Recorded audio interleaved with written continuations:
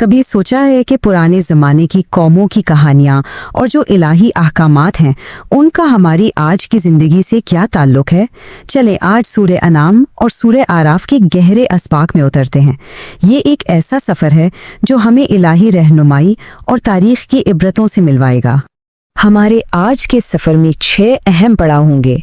سب سے پہلے ہم سمجھیں گے کہ ہمارا ماخذ کیا ہے، اس کی ساخت کیسی ہے۔ اس کے بعد ہم جاہلیت کی ان 4 حماقتوں پر نظر ڈالیں گے جن کا ذکر کیا گیا۔ پھر بات ہوگی ان 10 اہم احکامات کی جو زندگی کا نقشہ بدل سکتے ہیں۔ اس کے بعد ہم الہی نعمتوں اور پکاروں کو جانیں گے، اور آخر میں 5 قوموں کی کہانیوں سے سبق سیکھتے ہوئے ایک لازوال حکمت کی طرف بڑھیں گے۔ تو چلیں اپنے سفر کا آغاز کرتے ہیں۔ ہمارا یہ جو ماخذ ہے یہ اصل میں 2 بڑی سورتوں سورہ انعام اور سورہ اعراف کے کچھ حصوں پر مشتمل ہے، اور یہ دونوں حصے مل کر ایک مکمل پیغام بناتے ہیں جو بنیادی اصولوں سے شروع ہوتا ہے اور پھر تاریخی اسباق تک پہنچتا ہے۔ تو پہلے حصے میں اصل بات یہ ہے کہ پیغمبر اسلام کو تسلی دی جا رہی ہیں۔ اس وقت کے کافر بہت ضد کر رہے تھے، بار بار نئے معجزوں کا مطالبہ کر رہے تھے، تو یہاں یہ بات بالکل واضح کر دی گئی کہ بھئی ایمان لانے کے لیے کسی اور نشانی کی ضرورت ہی نہیں ہے، قرآن تو خود اپنی ذات میں سب سے بڑا معجزہ ہے۔ اچھا، اب ہم اس دور کے 4 ایسی بڑی غلطیوں پر نظر ڈالتے ہیں جنہیں قرآن میں صاف صاف جہالت کہا ہے۔ یہ وہ کام تھے جو اس معاشرے میں بہت گہرائی تک آپ کہہ لیں کہ رچ بس گئے تھے، اور انہی کی اصلاح کے لیے یہ پیغام آیا۔ جی ہاں، بالکل 4 بڑی گمراہیاں قرآن نے ان کی نشاندہی کی ہے جو اس وقت کے مشرکین کے معاشرے کا ایک حصہ بن چکی تھیں، اور یہ صرف چھوٹی موٹی غلطیاں نہیں تھیں بلکہ یہ ان کے اپنے بنائے ہوئے عقیدوں اور رسموں کا نتیجہ تھیں جو نسلوں سے چلی آ رہی تھیں۔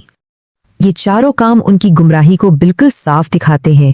پہلا تو یہ ہے کہ اللہ کی دی ہوئی نعمتوں میں خود سے ہی شریک بنا لینا۔ دوسرا، ایک بہت ہی خوفناک جرم اپنی بیٹیوں کو قتل کر دینا۔ تیسرا، حلال اور حرام کے قانون خود ہی بنا لینا۔ اور چوتھا، عورتوں کے ساتھ بھید بھاؤ کرنا۔ یہ سب مثالیں ہیں اس بات کی کہ جب انسان الہی رہنمائی سے ہٹ جاتا ہے تو کیسی کیسی گمراہیوں میں پڑ جاتا ہے۔ تو ان حماقتوں کے مقابلے میں ہمارا ماخذ ایک بہت ہی مضبوط اور واضح اخلاقی ڈھانچہ پیش کرتا ہے، اور یہ ہیں وہ 10 احکامات جو ایک انصاف پر مبنی زندگی کی بنیاد رکھتے ہیں۔ تو آخر وہ کون سے 10 بنیادی اصول ہیں جو ایک اچھے معاشرے کی بنیاد بنتے ہیں؟ یہ وہ احکامات ہیں جو صرف اس زمانے کے لیے نہیں تھے بلکہ ہر دور کے انسان کے لیے ایک مکمل ضابطۂ حیات کی طرح ہیں۔ چلیں انہیں دیکھتے ہیں۔ ان احکامات کی خوبصورتی ان کے جامع ہونے میں ہے۔ یہ صرف عبادتوں تک محدود نہیں ہیں بلکہ زندگی کے ہر پہلو کو سمیٹ لیتے ہیں۔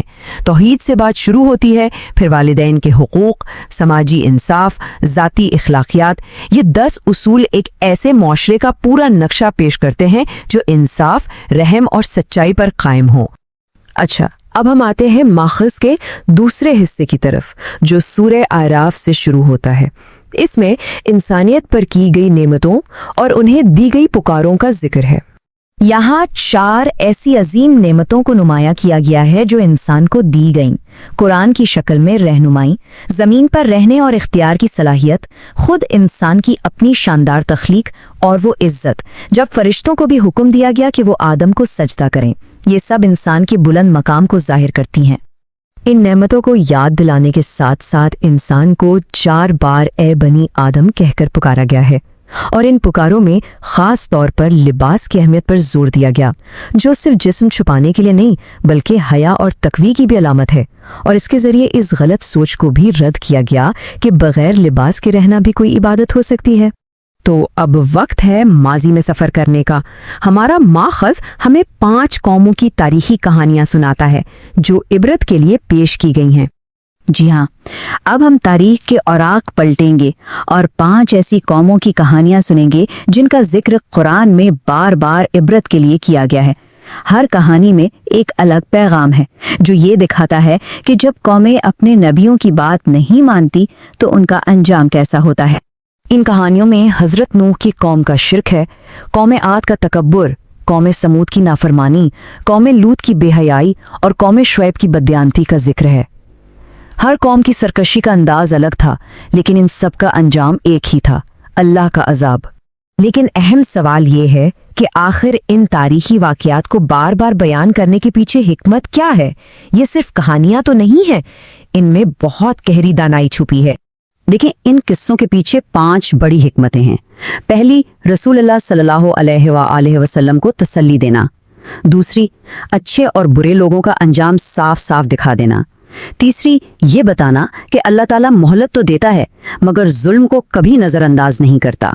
چوتھی، یہ نبوت کی ایک دلیل ہے کہ آپ پڑھے لکھے نہ ہونے کے باوجود پچھلی قوموں کے حالات بتا رہے ہیں۔ اور پانچویں، یہ تمام انسانوں کے لیے ایک سبق اور نصیحت ہے۔ اور یہ تمام کہانیاں اور احکامات، یہ سب ہمیں ایک آخری اور لازوال سبق کی طرف لے کر آتے ہیں، ایک ایسی حقیقت جو کبھی نہیں بدلتی۔ اور وہ سبق اس ایک جملے میں ہے کہ اللہ تعالیٰ مہلت ضرور دیتا ہے مگر ظلم کو نظر انداز نہیں کرتا۔ یہ احتساب کا ایک ایسا اصول ہے جو کبھی نہیں بدلتا۔ یہ ہمیں یاد دلاتا ہے کہ انصاف ہو کر رہتا ہے، بھلے ہی اس میں کچھ دیر لگے۔ تو آخر میں یہ سوال ہم سب کے لیے ہے، جب ہم آج کی دنیا میں ناانصافی دیکھتے ہیں تو کیا ماضی کی یہ کہانیاں ہمیں انصاف کے اس الہی پیمانے پر یقین رکھنے میں مدد دیتی ہیں؟ یہ ایک گہرا سوال ہے اور اس کا جواب ہم سب کو اپنے اندر ہی تلاش کرنا ہے۔